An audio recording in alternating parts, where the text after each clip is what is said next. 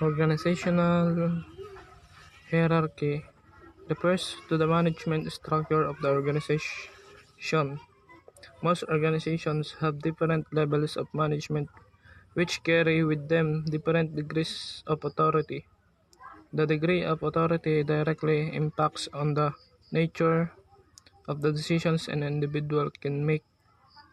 So, sabi ng organizational hierarchy, ito yung mga structure of organizations.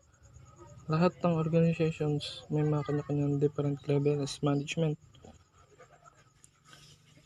Yung different degrees authority impacts the nature decision to lahat ng individual make. Ang example ng organizational hierarchy is yung customer contact center, team leader,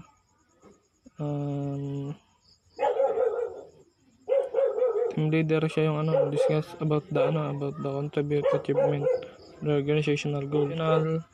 Politics refers to the behavior displayed by the individuals and groups which the design influence the other individuals and teams will often use politics to advance their careers, advance their interests and ideas, increase their rewards. Politics, ito yung sa mga individual with different beliefs, values, and interests.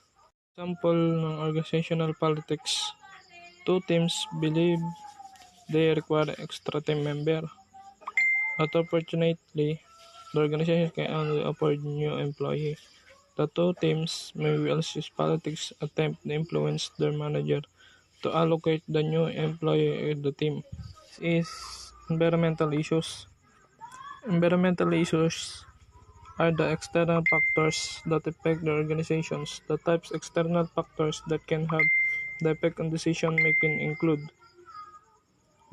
the market in which organization, the economy, government legislation, customer reaction, organization product and service. At na kategory ang environmental issues. The market in which the organization, the economy, government legislation, customers reaction to the organization's products and service.